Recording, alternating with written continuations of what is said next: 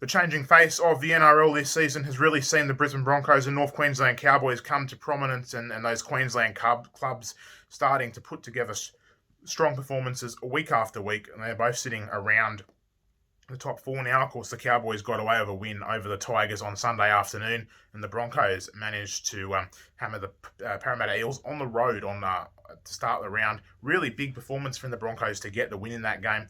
Travelling to Parramatta is never an easy job, but they did a superb job of it. Adam Reynolds has been, as I said, excellent. Ezra Mann was good. Tezzy New, probably their best player on ground yet again. He's been superb. Pat Carrigan, Payne Haas's return. This is a team who are firing on all cylinders. We know the Cowboys are doing similar, and it's time to start working out whether a Queensland team will play in the Grand Final this year, because while the Penrith Panthers are daylight ahead of everybody else, we know the Melbourne Storm have now lost 4 on the trot and look a bit of a shell of their former self. Injuries aren't helping them. Ryan Pappenhausen's out for the remainder of the season, and it's probably hard to see them coming back and making a surge at the Grand Final.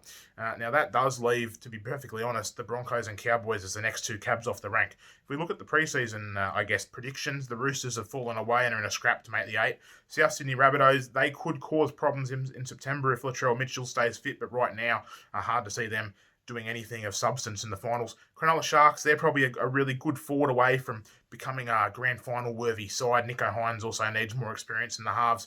And of course, the Parramatta Eels, well, they're always, I guess, the X-Factor club, but after the last couple of years, you'd be a brave man to start talking about them as premiership favourites. So it's going to be an intriguing final series, whichever way you look at it, but I think those two Queensland clubs right now have the inside running on a Grand Final spot to play Penrith on that first Sunday in October.